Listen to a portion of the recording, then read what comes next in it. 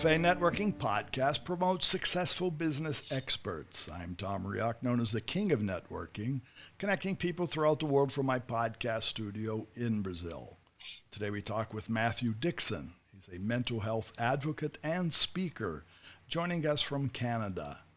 Matthew helps people with mental illness in developing countries get access to basic mental health care at Mindaid.ca. So Matthew, what did you do to improve your own mental health? I read a lot of books. I read a ton of books. I was in the self-help section, then I graduated into personal development, and then the business and career section. A lot of top CEOs want to learn how to improve their mental health. So I found some books, Verbal Judo. It's what police officers use to deal with people with words, not weapons. That helped me immensely. A lot of our stress comes from people in our lives giving us difficulties. Right. The Survivor Personality by Al Siebert. He studied how people got through the Holocaust, natural disasters, all sorts of things. An Unbeatable Mind by Mark Devine. He's a Navy SEAL. He's trained thousands of Navy SEALs.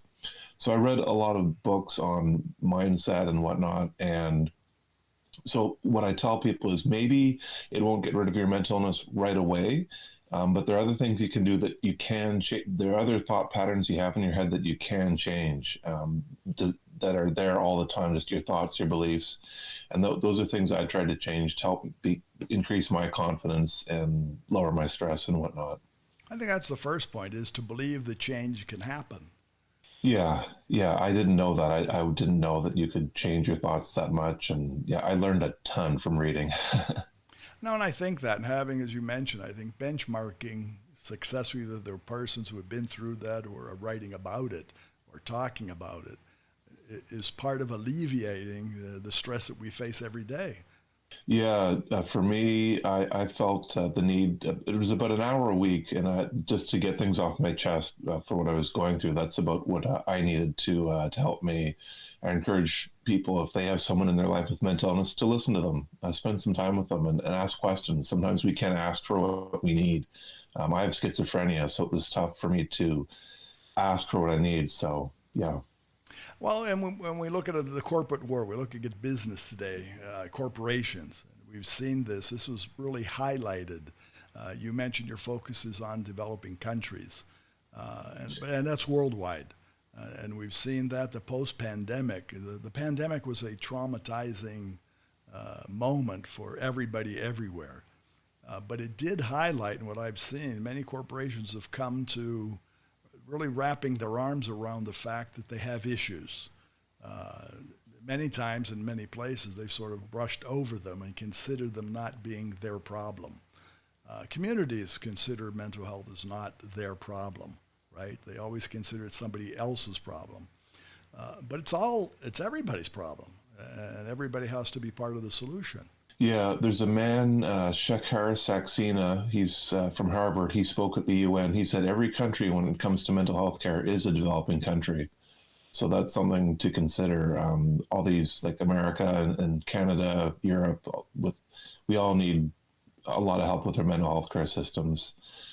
There's a man, Todd Leader, in Nova Scotia, Canada, who dramatically improved his mental health care and addiction system in his area. And he's got a book that's called It's Not About Us. And he teaches people how to follow his methods to improve their mental health care and addiction system.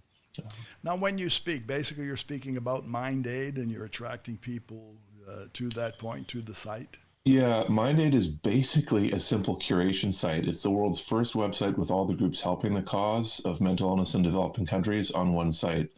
There are groups that help. They use models of basic mental health care that are low cost, proven effective, and scalable.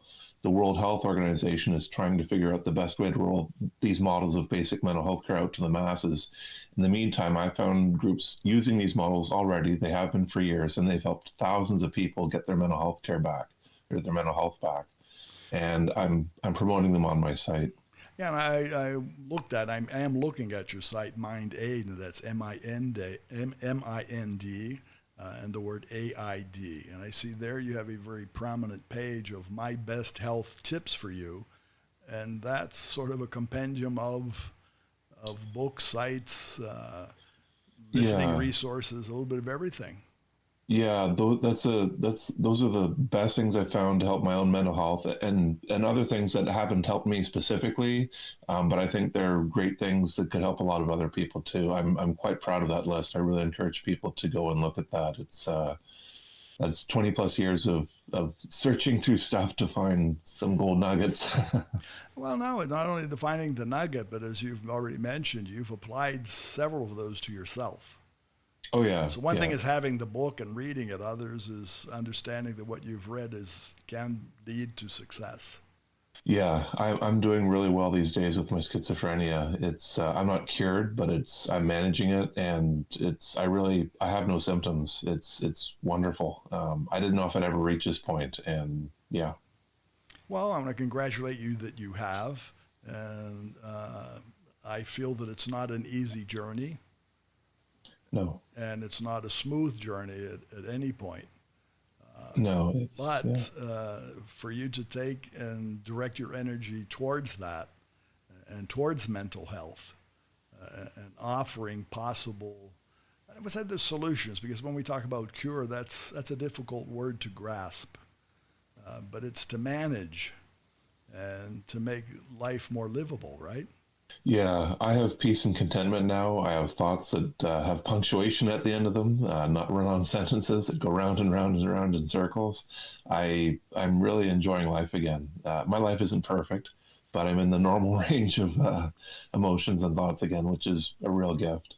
Well, I'm happy to hear that. But no one's life is perfect, and I'm not really sure if there is perfection. But I do feel, as you're doing, we need to take that enjoyment for what we have. Exactly. Yeah. Gratitude is huge. Being thankful for what you do have. Very good. So, how can our listeners find you? Actually, all my links are at Mindaid.ca. I'm on social media, YouTube, TikTok. I've got other platforms, but they can all be found from Mindaid. I really encourage people to spend some time on the site. My website says the average time spent looking at the site for a visitor is about 10 minutes. So you could spend a good chunk of time going through. I'll send you off in a bunch of different directions from the site. No, well, that's good. And always come back to the same point. Yeah. Yeah.